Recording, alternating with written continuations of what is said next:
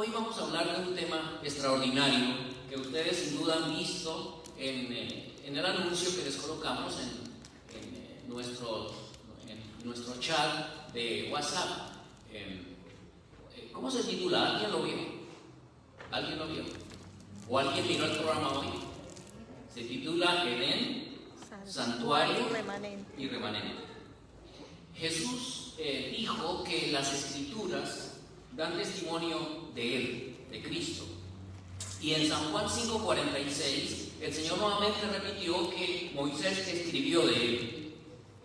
En el camino a Emaús, ustedes recuerdan que Jesús les abrió las Escrituras a los dos discípulos que iban para Emaús, y les, comenzando desde Moisés, dice la Biblia, y siguiendo por todos los profetas, les declaraba en las Escrituras lo que de Él decía. También en la Biblia, en Apocalipsis 14:6, dice que el Evangelio es el Evangelio eterno. Algunas personas hacen diferencia entre el Antiguo y el Nuevo Testamento, porque dicen que el Antiguo Testamento fue para el pueblo judío, ¿verdad? Pero el Señor, cuando habló de escudriñar las Escrituras, se refería al Antiguo Testamento. No había ninguna otra escritura en ese tiempo. Todavía el primer evangelio fue el de Marcos, se escribió más o menos en el año 55 de la era cristiana, y el Señor ascendió al cielo en el año 31. Así que el Señor se estaba refiriendo a la Biblia, al Antiguo Testamento, cuando dijo que las Escrituras daban testimonio de Él. También el apóstol San Pablo en 2 Timoteo 3:16 dice que toda Escritura es inspirada por Dios y útil para enseñar, para corregir, para instruir en justicia, para que el hombre de Dios sea perfecto, enteramente preparado para toda buena obra. Y Pablo estaba escribiendo a Timoteo, y todavía los evangelios hasta ahora empezaban a circular. Como digo, Marcos se había escrito por el año 50 y tanto, luego vino Mateo en el año 80, así que cuando Pablo escribió Gálatas, después de Marcos vino Gálatas, cuando Pablo escribió toda escritura es inspirada por Dios y útil para enseñar, para redarguir, para corregir, para instruir en justicia, se estaba refiriendo al Antiguo Testamento. Así que las Escrituras, todas las Escrituras, es como un tejido hermoso, es como un lienzo que nosotros podemos ir desde el comienzo hasta el fin y ver realmente lo que el Señor quiere enseñarnos. Por eso, hoy vamos a hacer una breve descripción, una breve comparación entre tres épocas o tiempos de la historia del hombre y el plan de salvación. Vamos a hablar del Edén, antes y después de la caída. Vamos a hablar del santuario israelita, y vamos a hablar de usted y de mí en esta mañana, el pueblo remanente de Dios para este tiempo. Vamos a ir a Génesis capítulo 2, versículo 8. Abran sus Biblias en Génesis el capítulo 2 y el versículo 8. Y vamos a ver cosas muy hermosas, muy interesantes aquí de la palabra del Señor. Génesis capítulo 2, versículo 8. Dice: y Jehová Dios plantó un huerto en Edén al oriente, y puso allí al hombre que había formado. Dios plantó un huerto en un jardín al oriente del Edén. ¿Está bien? Ya vamos a empezar a ver quizás algo diferente, porque posiblemente ustedes estaban confundiendo el Edén con el huerto, o el Edén con el jardín, y son dos cosas diferentes. El Señor hizo un jardín especial, un huerto especial, y lo puso al oriente del paraíso que se llamaba Edén, y puso allí al hombre que había formado. Así que lo primero que vamos a ver hoy es la ubicación. Hay ciertos conceptos que se conjugan entre las tres épocas que hoy estamos estudiando: Edén, santuario y remanente. Así que el Señor puso el huerto al oriente del Edén. Puso allí al hombre que había formado. En la Nueva Versión Internacional dice: Dios el Señor plantó un jardín al oriente del Edén. ¿Está bien? No tenemos problema, ¿verdad? El Edén era un lugar mucho más amplio, Edén, paraíso, y el Señor escogió al oriente de ese lugar un lugarcito y lo hizo muy especial, más todavía, para Adán y Eva. En el capítulo 3 del mismo Génesis, el versículo 24, dice: echó pues fuera al hombre y puso al oriente del huerto de Edén querubines y una espada encendida que se revolvía por todos lados para guardar el camino al árbol de la vida.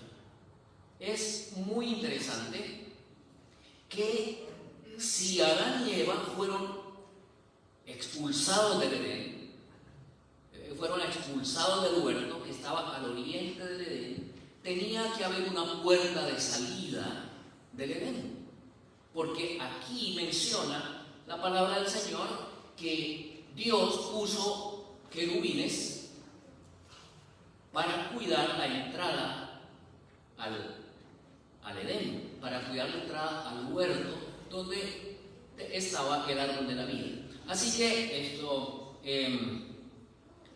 el huerto tenía una salida.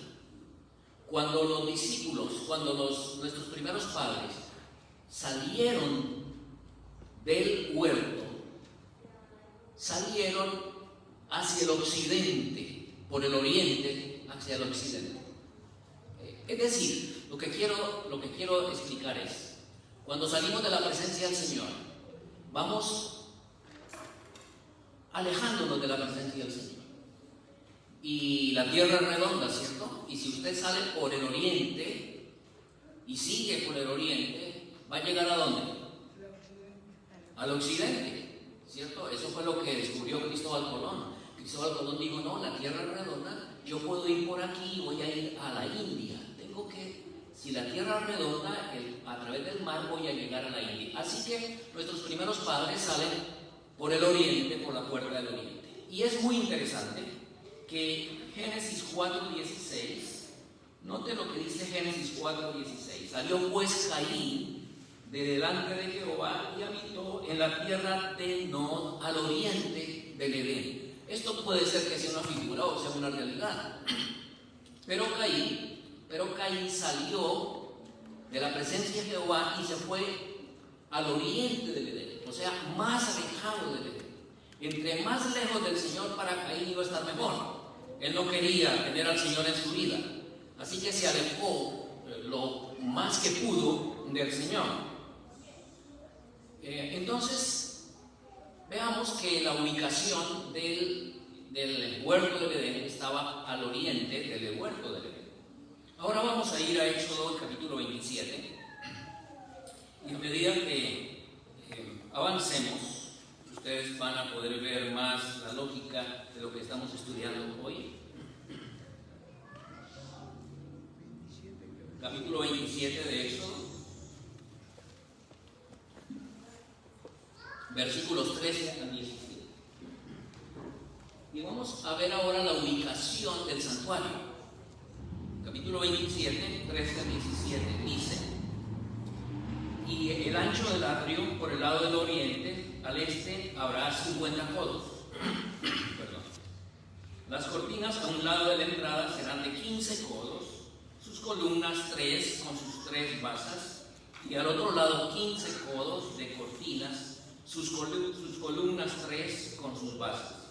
Y para la puerta del atrio habrá una cortina de 20 codos de azul, púrpura y carmesí y lino torcido de obra del recamador. Sus columnas 4 con sus 4 basas. Todas las columnas alrededor del atrio estarán ceñidas de plata, sus capiteles de plata y sus basas de bronce. No leo los versículos anteriores porque aquí está describiendo tanto las dimensiones como la ubicación del santuario. Resulta que estamos hablando aquí de la parte oriental del santuario. Bueno, el sol quizá ve por allí, ¿verdad? El santuario. Así que el santuario estaba en esta dirección. En esta dirección. El oriente está aquí atrás, ¿cierto? En esta dirección. Por este lado, si ustedes leen, las cortinas eran 100 codos de cortinas, sin interrupción. Por el lado sur, por el lado norte, 100 codos de cortinas sin interrupción. Por el lado occidental, por el poniente, 50 codos de cortinas sin interrupción. Pero por el oriente, o sea, por la parte donde se entraba al santuario, habían había una interrupción muy interesante. En el centro estaba la puerta principal con cortinas que tenían 20 codos de anchos, y a los lados habían 2 tramos de cortinas de 15 codos y 15 codos para completar los 50. Así que la Escritura y quienes estudian nos dicen que el tabernáculo estaba situado, la puerta de entrada al tabernáculo estaba situado por la parte oriental. Cuando hablamos de eso, quizás no nos llama mucho la atención y decimos, bueno, ¿y qué tiene que ver eso? Bueno, que ¿por dónde salió Adán y Eva del paraíso? Por la puerta del oriente, ¿cierto? Por la puerta del oriente. Dice la Escritura que el Señor puso 2 querubines en la puerta del oriente para restringir el acceso al árbol de la vida. Así que el hombre salió por la puerta oriental. ¿Por dónde es que puede regresar al santuario? Por la puerta oriental. Mientras que cuando fue expulsado del paraíso, Adán salió de la presencia del Señor por la puerta oriental. Ahora el Señor le dice, bueno, aquí ahora va a estar el santuario. Y el santuario también estaba colocado de tal forma que el pecador podía venir al santuario, y entrar al santuario era por la puerta oriental. Significa un regreso a Dios, significa un reconsiderar los caminos y regresar al Señor. ¿Por dónde tiene que hacerlo? Por el lado oriental. Así que esta puerta era una entrada de retorno a Dios, de retorno al santuario y a la comunión con Dios. Ahora vamos a Mateo, vamos a ir a San Mateo, el capítulo 24. Es un versículo que todos nosotros adventistas lo sabemos, y los hermanos también, supongo yo, de muchas otras iglesias. San Mateo 24 es un texto bien conocido, y el versículo 27 dice la Escritura: porque como el relámpago que sale del oriente y se muestra hasta el occidente, así será también la venida del Hijo del Hombre. Sería que el Señor lo dijo así por así, que así como el relámpago salía del oriente y se muestra hasta el occidente. Yo no me he puesto a ver los truenos si siempre vienen del oriente, ¿cierto? No creo que vengan del oriente. A veces los truenos vienen del occidente también. Pero el Señor dijo aquí, como el relámpago que sale del oriente y se muestra hasta el occidente, así será también la venida del Hijo del Hombre. Cuando el Señor venga, viene del oriente, porque viene del santuario celestial, viene del trono de Dios, y viene al occidente para tomar a su pueblo, para llevarlo de nuevo al santuario celestial.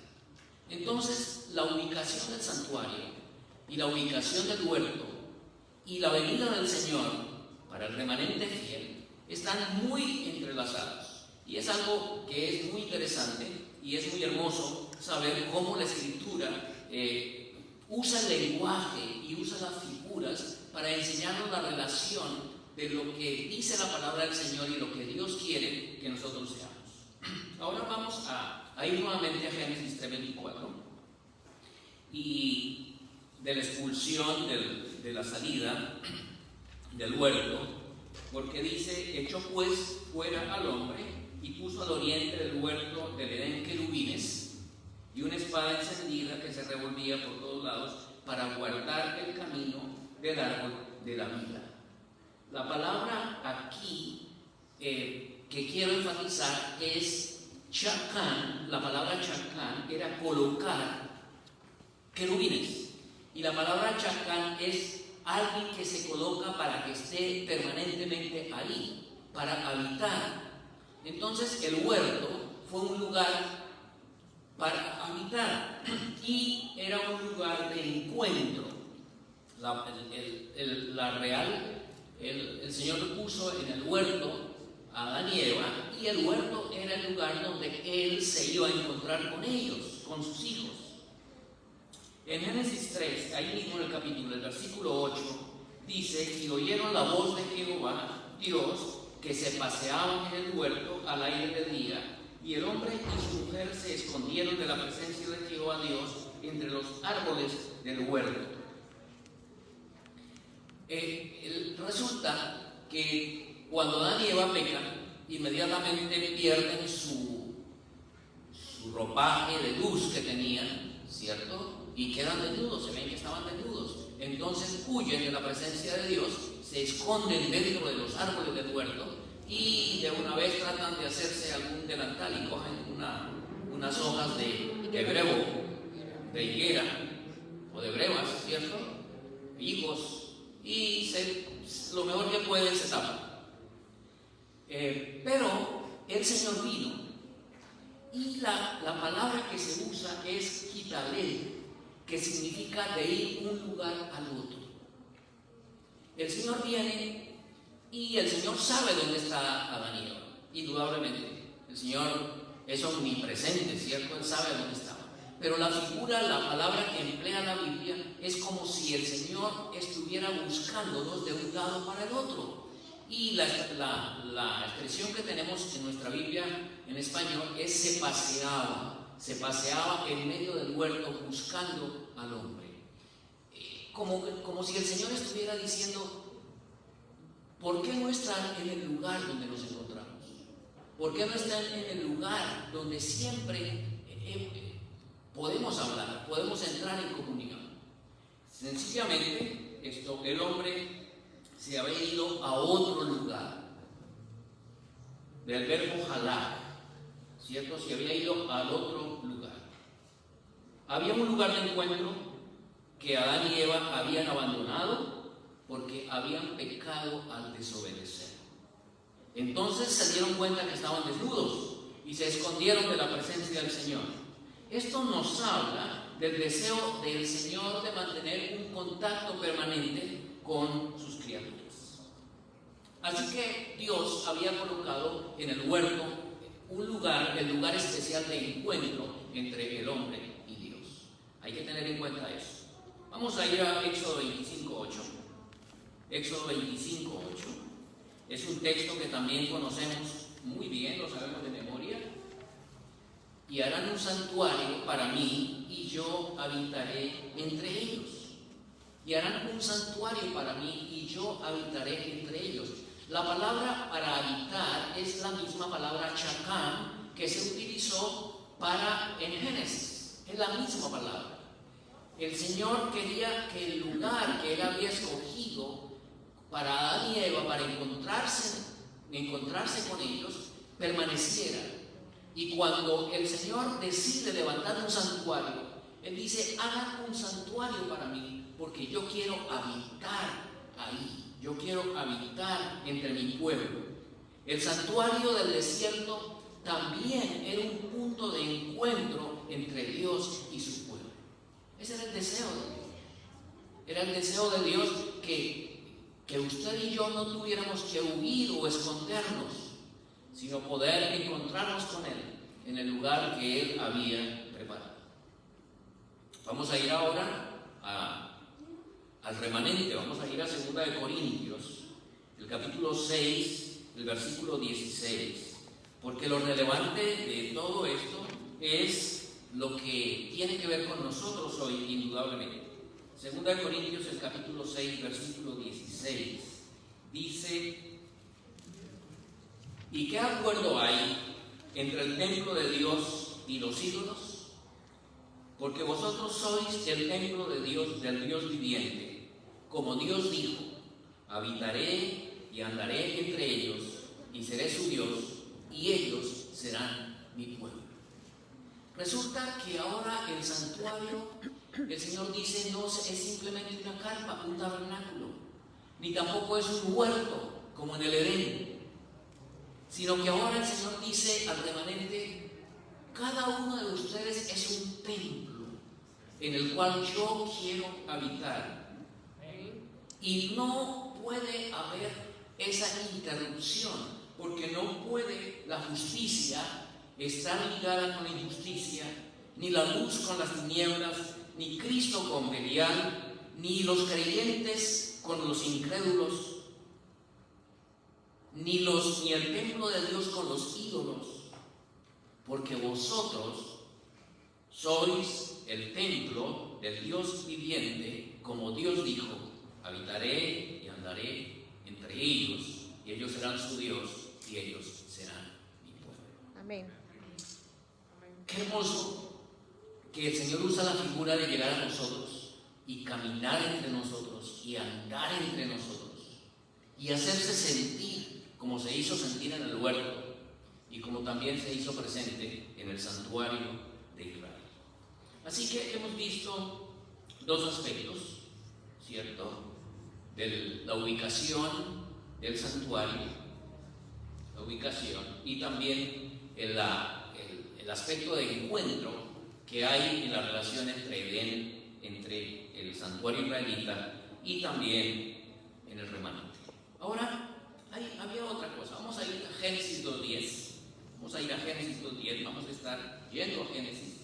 El versículo 10, capítulo 2, dice: y salía del Edén un río para regar el huerto, y de allí se repartía en 4 brazos.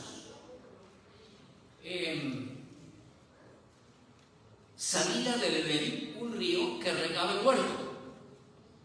No sé si ustedes, lo que yo me he dado cuenta generalmente de cómo se originan los ríos, es que el río empieza a formar su caudal desde las altas montañas. Quizás hay un nacimiento muy pequeño, ¿cierto? Y a medida de las cordilleras van agregándose corrientes hasta que forman un hermoso río. Sin embargo, aquí era algo bien interesante, bien diferente. Hace unos cuantos años fuimos con la iglesia aquí en el Rock Spring, ¿cierto? Ahí hay una salida de una fuente bastante importante, es algo muy hermoso. Pero del jardín, del Edén, o sea, del paraíso de Dios que hizo aquí en la tierra, salió una fuente extraordinaria.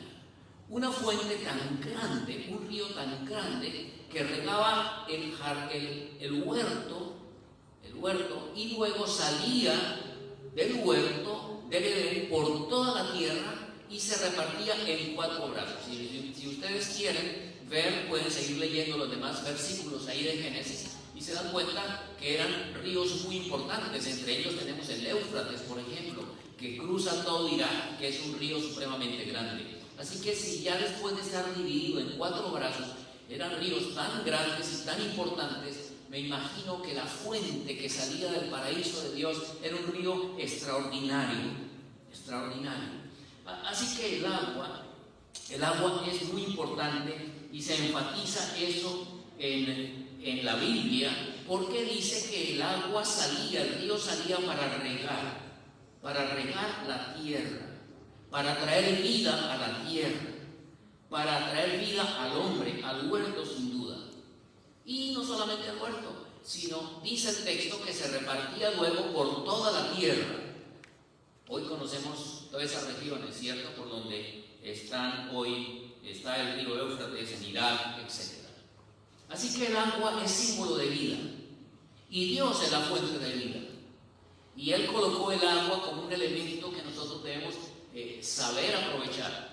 Y uno de los aspectos de la Reforma Pro Salud es usar el agua, ¿cierto? Hay personas que no toman los 8 vasos de agua al día, no se preocupan, no se acostumbran a no tomar agua. A algunos les sabe feísimo el agua, cuando desde el Génesis el Señor colocó el agua como la fuente de vida.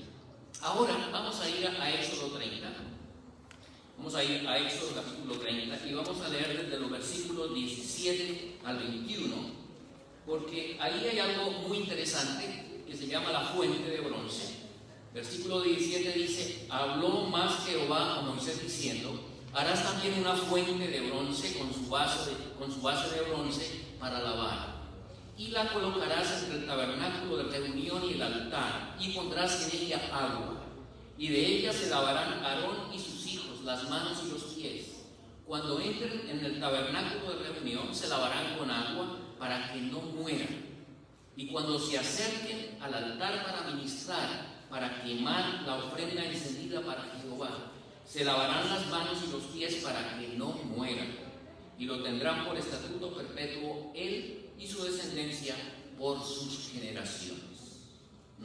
Aquí encontramos que en el tabernáculo también se usaba el agua, y el agua estaba colocada entre el altar del sacrificio y el tabernáculo en sí, en el santuario. Así que la fuente estaba en medio camino para entrar al lugar santo.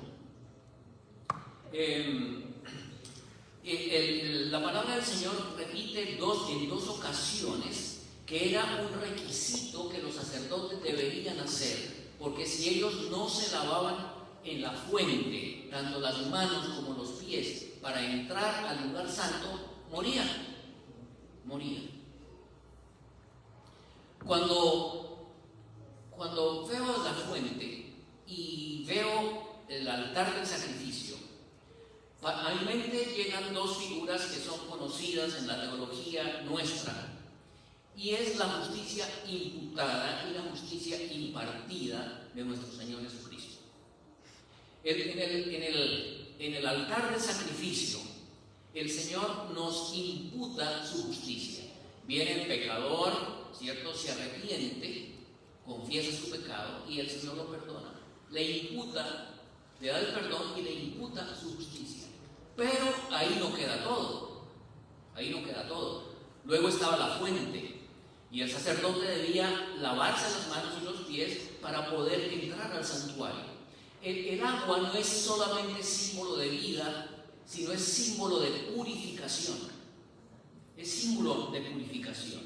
Se requería a los sacerdotes para entrar al santuario. Alguien dirá, bueno, ¿y la sangre luego no es suficiente? ¿Acaso el sacrificio de Cristo no es suficiente? Bueno, si el sacrificio fuera lo suficiente, no estaría ahí la fuente. Pero para proseguir hacia adentro, se añadió el agua, la fuente. Todos sabemos que el agua y la fuente es también Jesús.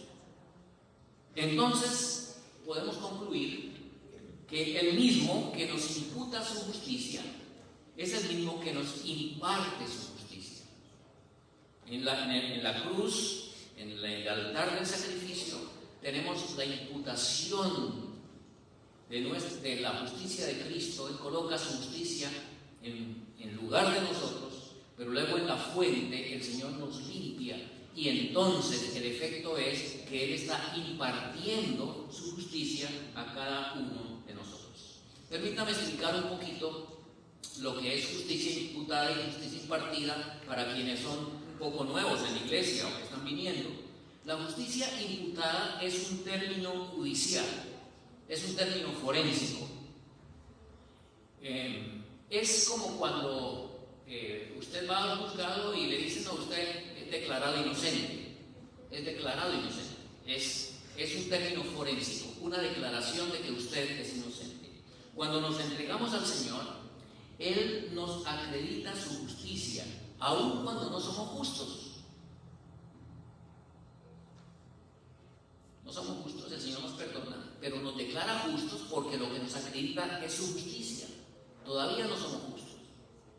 Si muriéramos en ese instante, seríamos salvos porque tenemos la justicia de Cristo acreditada a nosotros. Pero la vida cristiana continúa y necesitamos que el Señor nos imparta su justicia. Ahora, la justicia de Cristo ya no es algo que simplemente se nos imputa, sino que también se nos imparte. Debemos llegar a tener la justicia de Cristo en nosotros. Y para poder llegar a tener la justicia de Cristo en nosotros, el Señor necesita impartirnos su justicia. Impartirnos la justicia de Cristo significa que nosotros llegamos a ser semejantes a Él. Porque lo que Él nos imparte es su vida, su carácter. El agua, por lo tanto, es un símbolo de lo que el Señor hace a lo largo de la vida cristiana. Él necesita limpiarnos de nuestras contaminaciones, de nuestros pecados, para poder entrar velo adentro, para poder ir velo adentro. Necesitamos purificarnos. Si nosotros entramos a la presencia del Señor sin este proceso, a la parte de dentro del velo, dice la Escritura que los sacerdotes morían. Tenían que hacer eso. Vamos a ir ahora a Juan para ver el contexto de nosotros hoy. San Juan el capítulo 4 y los versículos 7 al 14. San Juan 4, 7 al 14.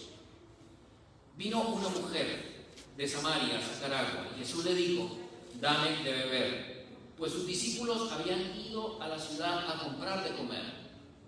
La mujer samaritana le dijo: ¿cómo tú, siendo judío, me pides a mí de beber, que soy mujer samaritana? Porque judíos y samaritanos no se tratan entre sí. Respondiendo Jesús y les dijo: si conocierais el don de Dios y quién es el que te dice dame de beber, tú le pedirías y él te daría agua viva. La mujer le dijo: Señor, no tienes con qué sacarla y el pozo es hondo. ¿De dónde pues tienes el agua viva? ¿Acaso tú eres mayor que nuestro padre Jacob, que nos dio este pozo, del cual bebieron él, sus hijos y sus ganados? Respondió Jesús y les dijo: cualquiera que bebiere de esta agua volverá a tener sed, mas el que bebiere del agua que yo le daré no tendrá sed jamás, sino que el agua que yo le daré será en él una fuente de agua que salte para vida eterna. Aquí cambia, mis hermanos, la retórica de lo que veníamos hablando, porque aunque el agua sigue teniendo la misma función, el agua tiene la función de dar vida, limpia o purifica la sed, pero el remanente de Dios no simplemente debe hacer uso del agua de vida que Dios le da, no solamente debe tomar de esa agua, sino que debe llegar a ser una fuente de agua que salta o que brota para vida eterna. Es muy importante darnos cuenta que el agua no solo tiene una función externa, la de limpiar, sino que tiene una función interna también. El agua arrastra los desechos internos del cuerpo. Cuando el agua llega al interior, entonces podemos ver realizado, cuando el agua espiritual, cuando esa agua de vida llega a nuestro interior, entonces debe cumplirse en nosotros lo que dice San Juan, el capítulo 7, versículo 38, un versículo muy hermoso también y conocido. San Juan, el capítulo 7 y el versículo 38, dice la palabra del Señor: el que cree en mí, como dice la Escritura, de su interior correrán ríos de agua viva.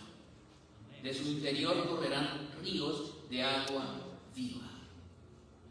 La sierva del Señor, la hermana Juárez, dice en Deseo de todas las Gentes: la fuente tiene que ser limpiada antes que los raudales puedan ser puros.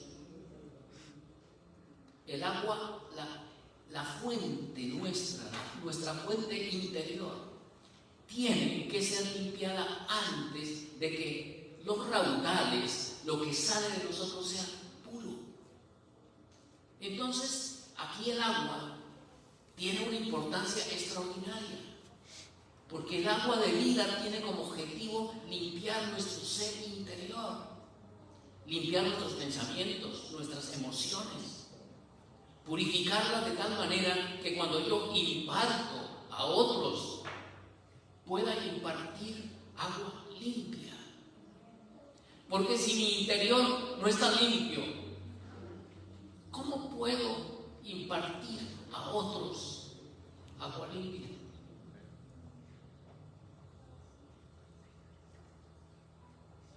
Vamos a ir a Efesios, el capítulo 5, el versículo 28.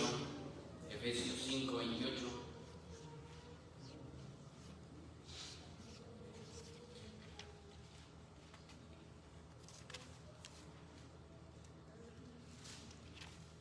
Dice la palabra del Señor: para santificarla, habiéndola purificado en el lavamiento del agua por la palabra, a fin de presentársela a sí mismo una iglesia gloriosa, que no tuviese mancha, ni arruga, ni cosa semejante, sino que fuese santa y sin mancha. El remanente es purificado en el agua por la palabra. Ahora estamos en ese proceso. Cada uno de nosotros, mis hermanos, tiene el privilegio de llegar a la palabra de Dios para recibir la purificación que ella tiene disponible para usted y para mí. Apocalipsis 22:1 es un texto también muy hermoso, porque conecta que tanto el Edén de Adán y Eva como el Edén, el nuevo Edén, tendrá agua. Versículo 1 del capítulo 22. Después me mostró un río limpio de agua de vida, resplandeciente como cristal, que salía del trono de Dios y del Cordero. Así como en el Edén salía de allí agua para dar vida al huerto, al jardín, así el remanente de Dios dependerá por siempre de la fuente de vida. El Edén había agua que daba vida. En el santuario estaba el agua para proteger la vida de los sacerdotes. Y ahora nosotros, a través de la palabra, de su palabra, tenemos a disposición para esa agua de vida. Había otro elemento muy importante en el santuario, que era el árbol de la vida, ¿cierto? Vamos a ir a Génesis capítulo 2, versículo 9. Génesis 2:9. Dice la escritura: y Jehová Dios hizo nacer de la tierra todo árbol delicioso a la vista y bueno para comer, también el árbol de la vida en medio del huerto y el árbol de la ciencia del bien y del mal. Hacemos énfasis en el árbol de la vida. Estaba en medio del huerto. Los Adán y Eva debían comer permanentemente de él para mantener su existencia. El Señor lo había hecho así.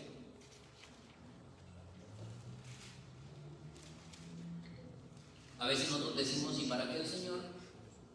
Si el Señor es el que nos sostiene, si el Señor es el que nos da la vida, ¿qué necesidad tenemos de comer del árbol de la vida? ¿Para qué puso un árbol de la vida? Denos la asistencia y ya, ahórrame el subirme al árbol para comer de los frutos. Pero el Señor lo hizo así. Y la condición para que ellos sostuvieran la vida era que comieran permanentemente de ese árbol. Por eso, cuando pecaron, inmediatamente el Señor tuvo que decirles: hasta aquí, no pueden tener acceso otra vez al árbol de la vida. Prolongarían el pecado, y el Señor restringió la entrada al árbol de la vida. El pecado se hubiera prolongado si el Señor hubiera permitido que ellos siguieran comiendo del árbol de la vida. Así que Dios es quien pone los límites y las condiciones para que nosotros podamos acceder nuevamente al árbol de la vida. Vamos a ir a Éxodo ahora, Éxodo 25, porque en el santuario también había un árbol. Éxodo capítulo 25, de los versículos 31 al 40. Dice: harás además un candelabro de oro puro, labrado a martillo, se hará el candelero, su pie, su caña, sus copas, sus manzanas y sus flores serán de lo mismo. Y saldrán 6 brazos de sus lados, 3 brazos del candelero a un lado y 3 brazos al otro lado. 3 copas en forma de flor de almendro en un brazo, una manzana y una flor. Y 3 copas en forma de flor de almendro en otro brazo, una manzana y una flor. Así en los 6 brazos que salen del candelero. Y en la caña central del candelero 4 copas en forma de flor de almendro, sus manzanas y sus flores. Habrá una manzana debajo de 2 brazos del mismo, otra manzana debajo de otros 2 brazos del mismo, y otra manzana debajo de los otros 2 brazos del mismo. Así que para los 6 brazos que salen del candelero, sus manzanas y sus brazos serán de una pieza, todo ello una pieza labrada a martillo de oro puro.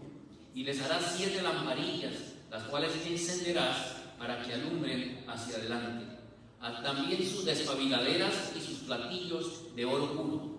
De un talento de oro fino lo harás con todos estos utensilios.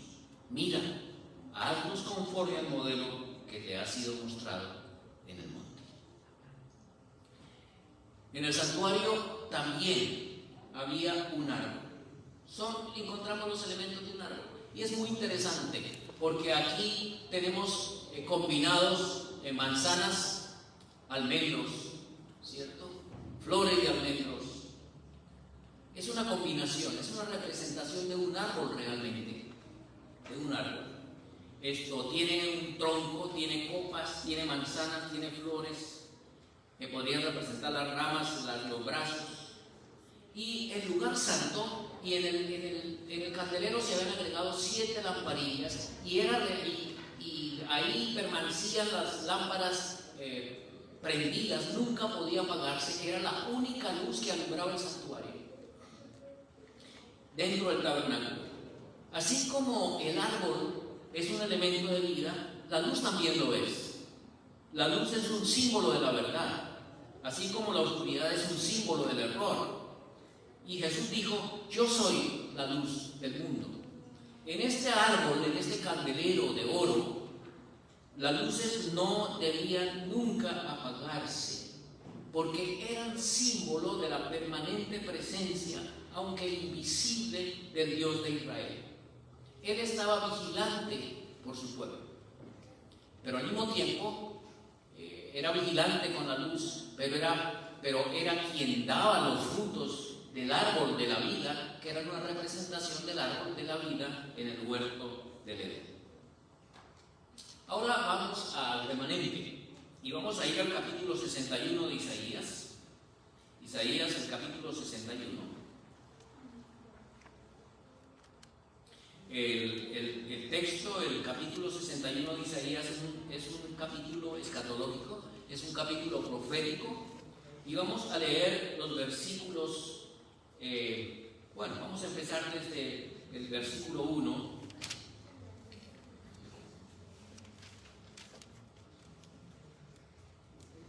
El Espíritu de Jehová el Señor está sobre mí, porque me ungió Jehová, me ha enviado a predicar buenas nuevas a los abatidos, a vendar a los quebrantados de corazón, a publicar libertad a los cautivos y a los presos, apertura a la cárcel, a proclamar el año de la buena voluntad de Jehová y el día de venganza del Dios nuestro, a consolar a todos los enlutados, a ordenar que a los afligidos de Sión les dé gloria en lugar de ceniza, óleo de gozo en lugar de luto, manto de alegría en lugar de espíritu angustiado, y serán llamados árboles de justicia, plantío de Jehová para gloria suya. Reedificarán las ruinas antiguas y levantarán los asolamientos primeros y restaurarán las ciudades arruinadas, los escombros de muchas generaciones, etcétera, etcétera, etcétera. Este es un capítulo, como dije antes, escatológico. Y aquí nombra al remanente de Dios, que llega a ser ahora un árbol de justicia. Dice aquí la Escritura: y serán llamados árboles de justicia, plantío de Jehová para gloria suya. Todos quienes son reformadores, todos los que son restauradores de los portillos que están caídos, todos los que son reformadores de los muros que han sido rotos, que han sido destrozados, y que siguen el consejo del Señor, que son reparadores de portillos, son llamados árboles de justicia. ¿Por qué? Porque sencillamente el árbol de justicia principal, que es nuestro Señor Jesucristo, realmente rige sus vidas. Así que aquí hay una relación de Edén, santuario, con el árbol, y ahora se cristaliza en cada uno de nosotros, como el santuario se cristaliza en cada uno de nosotros, también el que seamos árboles de justicia para la gloria de Dios se cristaliza con el remanente de Dios. Había otro aspecto que es muy interesante. Hay muchos aspectos en la relación Edén, santuario, remanente, pero solamente he traído unas 5 o 6, ya llevamos 4. Están el oro y las piedras preciosas. En Génesis 2:11 menciona el oro, aunque estos se mencionan como si estuvieran fuera del huerto, pero sin duda que las había piedras preciosas ya pulidas dentro del santuario.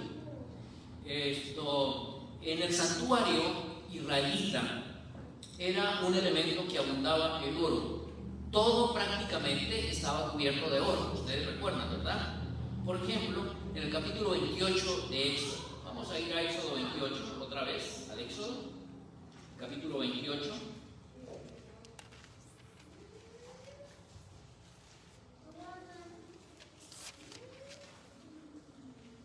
Y encontramos las vestiduras de los sacerdotes. Y esto, empezando quizás con el versículo 6, versículo 2, agarramos versículo 2. Dice: y harás vestiduras sagradas a Aarón tu hermano para honra y hermosura. Y luego en el versículo 6 dice: y harán el efod de azul, de oro, azul púrpura, carmesí, lino torcido, de obra primorosa. Tendrán 2 sombreras que se junten a sus 2 extremos, y así se juntará. Y su cinto de obra primorosa que estará sobre él de la misma obra, parte del mismo, de oro, azul púrpura, carmesí y lino torcido. Y tomarás 2 piedras de ónice y grabarás en ellas los nombres de los hijos de Israel, 6 de sus nombres en una piedra y los otros 6 nombres en la otra piedra, conforme al orden de nacimiento de ellos. De obra de grabador en piedra, como grabadura de sello, harás grabar las 2 piedras con los nombres de los hijos de Israel. Les harás alrededor engastes de oro, y pondrás las 2 piedras sobre las sombreras del efod para piedras memoriales a los hijos de Israel. Y Aarón llevará los nombres de ellos delante de Jehová sobre los 2 hombros para memorial.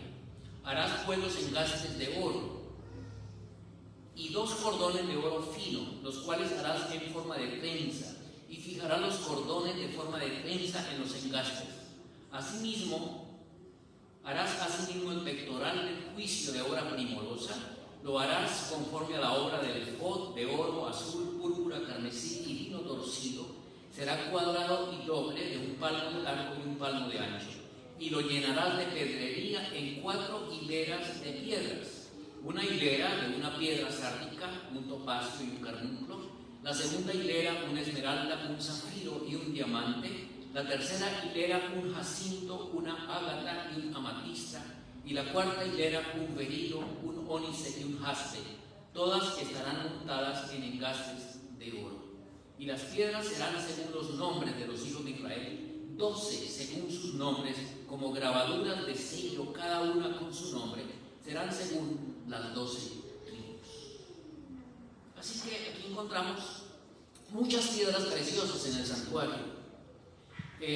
Cada piedra simbolizaba una tribu. El nombre de la tribu debía estar en la piedrilla. Y esto me lleva a pensar, y me hace pensar que es un símbolo de cómo considera Dios a su pueblo. La piedra luce cuando está pulida, ¿no es verdad? Por ejemplo, una esmeralda, si usted la encuentra en su estado natural, se alcanza a percibir la piedra, pero está llena de cosas, ¿cierto? Pero es cuando se pule que la piedra luce. Así que las piedras pulidas estaban en el santuario, estaban sobre los hombros, sobre el pecho del sacerdote. Así que las joyas también lucen cuando están pulidas. En el capítulo 21, Apocalipsis nos da una descripción de la santa ciudad, la Nueva Jerusalén. Y encontramos el oro como elemento principal junto con las demás piedras preciosas. Ustedes pueden leerlo en el capítulo 21, los versículos 9 al 21. El remanente de Dios habrá comprado el oro puro, siguiendo el consejo del testigo fiel. En Apocalipsis capítulo 3, versículo 18, el Señor nos dice: yo te aconsejo que de mí compres oro refinado en fuego. Es oro puro porque es una fe que ha sido probada por el fuego. Nos dice 1 Pedro 1:7. Así que hay una relación muy interesante entre las piedras del jardín del Edén, entre la pedrería del santuario, y realmente lo que el Señor quiere que nosotros seamos más puros que el oro de Ofir, dice la Escritura. Haré más puros que el oro de Ofir al hombre. El último aspecto que vamos a tratar en esta mañana es acerca del vestido. Génesis 2:25. Vamos a ir a Génesis, el capítulo 2. versículo 25.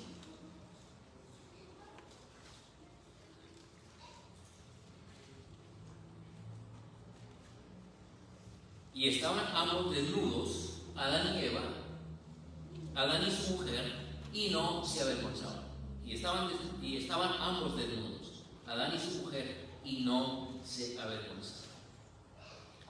Antes de que cayera el hombre en su condición natural, como Dios lo había creado, ellos estaban libres para interactuar entre ellos, con los ángeles y con el Creador, sin que tuviera que haber de por medio un vestido. ¿Está bien? No necesitamos un vestido para poder interactuar con Dios, con los ángeles o entre ellos. Después del pecado, su desnudez llegó a ser innatural. Ya no era natural como antes, ahora era innatural. Y entonces la desnudez llegó a ser un símbolo de la separación de Dios, de la carencia de Dios. Y por lo tanto, ahora ellos estaban escondiéndose, porque su estado natural fue alterado por su rebelión. Dios rechazó la solución de Adán y Eva para su desnudez. Dios dijo, eso no sirve. Y en vez de hojas de higuera, el Señor los vistió con la piel de animales. Pero déjenme leer un pensamiento de la sierva del Señor antes de seguir con esta parte del vestido. Dice la sierva del Señor en Exaltada Jesús, mayo 29. La ropa blanca de la inocencia era llevada por nuestros primeros padres cuando fueron colocados por Dios en el santo Edén. Ellos vivían en perfecta conformidad con la voluntad de Dios. Toda fuerza de sus afectos era dada a su Padre Celestial. Una hermosa y suave luz de Dios envolvía a la santa pareja. Ese manto de luz era un símbolo de sus vestiduras espirituales de celestial inocencia. Ese manto, ese suave manto de luz, era un símbolo de sus vestiduras espirituales de celestial inocencia. Si hubieran permanecido fieles a Dios, habrían continuado envolviéndolos. Pero cuando entró el pecado, rompieron su relación con Dios y la luz que los había circuido se apartó. Se me acabó el tiempo y me he dado cuenta. Desnudos y avergonzados, procuraron suplir la falta de los mantos celestiales cosiendo hojas de higuera para cubrirse. Así que la desnudez es símbolo de separación de Dios. Ahora estaban en una situación diferente, pero el Señor les proveyó pieles, posiblemente de cordero, para cubrirlos. El Señor le hizo vestidos, los confeccionó los vestidos y les puso el manto, les puso el vestido de eso. El Señor por este medio estaba devolviendo la dignidad que ellos habían perdido, aunque ya no era todo como antes. Pero el vestido en sí era una promesa de restauración para ellos. Al estar vestido de pieles, no solo les recordaba su pecado, pero también les mostraba el interés y el cuidado que Dios tenía por ellos. Y sin duda que tuvo que hacerse el primer sacrificio para poder tener las pieles que el Señor les confeccionó sus vestidos. Y la hermana White da a entender que Adán mismo tuvo que efectuar esa primera y supremamente dolorosa ceremonia. Dice en Sign of the Times del diciembre 4 de 1908, y esto es muy significativo. Entonces fue Adán quien tuvo que dar muerte a los primeros corderos con los que el Señor hizo los primeros mantos. Adán y Eva estaban escondidos esperando la muerte que el Señor les había prometido, pero sorpresivamente se les preservó la vida. Murió un animal inocente y con su piel fueron vestidos. El Señor hizo por ellos, al hacerles los vestidos y vestirlos, lo que ellos no podían hacer por sí mismos. En Éxodo 28, 1 al 13, encontramos las indicaciones de Dios para Moisés. ¿Cómo deberían ser las vestiduras para los sacerdotes? Y harás vestiduras sagradas a Aarón tu hermano para honra y hermosura. Hagan pues las vestiduras sagradas para Aarón y tu hermano, para sus hijos, para que sean mis sacerdotes. Las vestiduras debían ser llevadas puestas por Aarón y por sus hijos cuando entraban en el tabernáculo o cuando se acercaban al altar para servir en el santuario, para que no lleven pecado y mueran. Las vestiduras eran importantes en la manera como el Señor las había dado, porque si los sacerdotes entraban en el santuario descuidadamente con sus vestiduras, iban a morir. El vestido es símbolo de justicia y santidad, y podría ser semejanza al vestido de inocencia y pureza de nuestros primeros padres, pero mucho más de nuestro gran sumo sacerdote Jesús. Apocalipsis 3:18 nos dice que el remanente tiene que vestirse de vestiduras blancas para que no se descubra la vergüenza de la desnudez. Sin el manto de la justicia de Cristo estamos desnudos. No podemos permanecer en la presencia del Señor. Es como Adán y Eva que cosieron hojas de higuera. No podemos ir al cielo sin el manto inmaculado del Señor.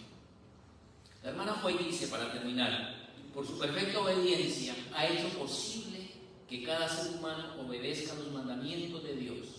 Cuando nos sometemos a Cristo, el corazón se une con su corazón, la voluntad se fusiona con su voluntad, la mente llega a ser una con su mente, los pensamientos se sujetan a Él, vivimos su vida. Esto es lo que significa estar vestidos con el manto de la justicia. Entonces, cuando el Señor nos contempla, Él no le vestido de hojas de higuera, no la desnudez y la deformidad del pecado, sino su propia ropa de justicia, que era perfecta obediencia a la ley de Jehová. Hubo un santuario en el Edén, en Israel, y ahora con el remanente. Estos santuarios comparten los mismos elementos, y a nosotros se nos exhorta a participar de ellos. Tener un huerto de nuestro encuentro con Dios, tener una ubicación en el oriente de nuestra vida, participar del agua que fluye del trono de Dios, comer del árbol de la vida, adornarnos con el oro puro de la fe y de las piedras preciosas de su palabra, y vestir el manto de luz de la justicia de Cristo, disponible para todo el que realmente lo anhele. Vamos de regreso al Edén. ¿Lo quieres? Que podamos volver al huerto hoy a tomar de esa agua de vida abundantemente y participar de todas las cosas que el Señor quiere darnos en Él para cada uno de nosotros. Que el Señor le bendiga, mis hermanos, que el Señor le bendiga. Vamos a terminar nuestro culto colocándonos en pie y vamos a tener una oración.